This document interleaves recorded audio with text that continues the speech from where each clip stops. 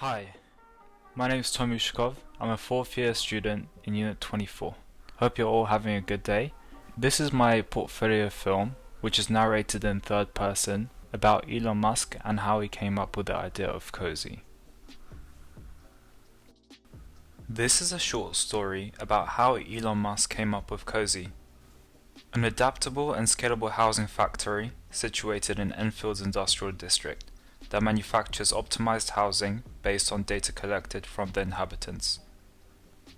One day, Elon sat down in his house and began watching a documentary inspired by the books Capitalism Without Capital and Post-Capitalism. He explored the link between capitalism and value architecture to understand the nuances of what drives price within the industry today and how perception of value could change in the future. Other key themes the film touched upon include consumerism, dependency on social media, and our throwaway culture. Residential architecture was also a primary focus of the film due to its well-documented commodification.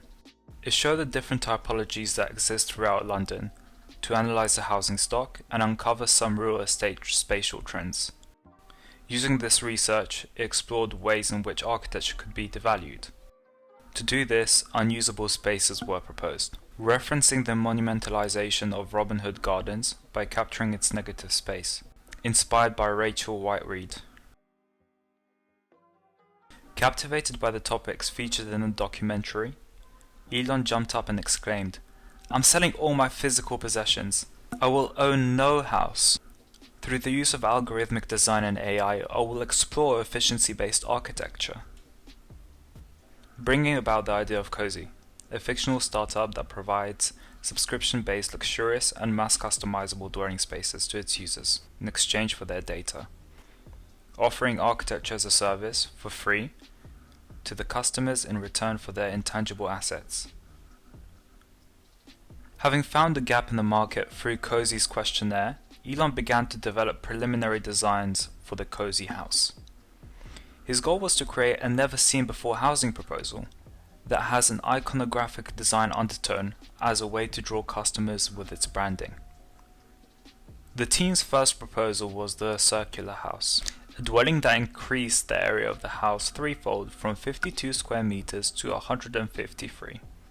After being tested, it became apparent it won't work, bringing Elon to the conclusion that he should open an innovation factory that will research and develop new houses. Key concepts such as modularization and optimization were to drive the design. Algorithmic tests were used to study early ways in which the housing will be designed within the factory. Grasshopper became an important tool in this process, creating accurate models that described Cozz's design intentions. The basic premise of the Cozzz house is that it has a core that holds essentials like a server room, bathroom, kitchen, and living room, with the potential for additional units to be added in later. A website was produced with all of Cozz's research as an open source tool to encourage further research into the field, inspired by WikiHouse. Elon's chosen site for the Cozzz factory is currently part of the Stonehill Industrial Park in Enfield's business district, a place that was shown in the documentary. It is the biggest brownfield development area in London, and in 2013 the Enfield Council decided to regenerate it with the Meridian Water Masterplan. The proposal would provide 10,000 new homes, resulting in a significant loss of industrial spaces that are historically linked to the site. The current state of the plot is of poor environmental quality, with extensive areas of fly tipping and former landfill use. Redeveloping it becomes the only solution. The site falls within the Metropolitan Green Belt area and was one of the key constraints that were driving the design. Research shows that the price of land has been increasing over the last 2 centuries, with cost of assets on the land plateauing. Moreover, the economist suggested that the Greenbelt policy increases the price of land, as it reduces the amount of available plots, forcing developers to build taller, cheaper buildings. Recent trends show that the Greenbelt areas have begun to shrink. To tackle this conundrum, precedents like the Refectory Farm in London and the 100 Mile City by Peter Barber were used. drawing on the clever use of underground urbanism to retain as much of the common greenbelt area as possible. The Cozzz Factory is a mixed-use innovation park that manufactures affordable housing for the council and acts as a point of sale for the startup due to its public orientation. It consists of a loading bay, R&D workshop, offices, main assembly space, gantry tower, a public rooftop park, and habitable cozy houses. The basement floor is divided into a few sections. The machine room, where the R&D is carried out, the assembly floor, where you have the CNC bridges that cut out different systems for the cozy houses, and a pit for the cozy house cart that brings the material into the shop floor. Suspended rails also act as material delivery systems that connects the loading bay with the basement shop floor. Two cores are located on the north side of the building.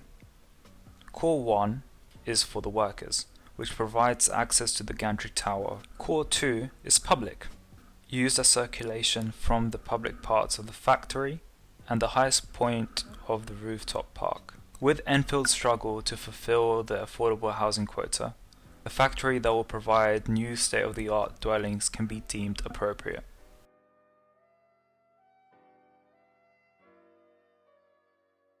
I revolutionized the car manufacturing industry, so why not do the same with housing, Elon thought. This prompted the Cozzz team to look into other factory layouts.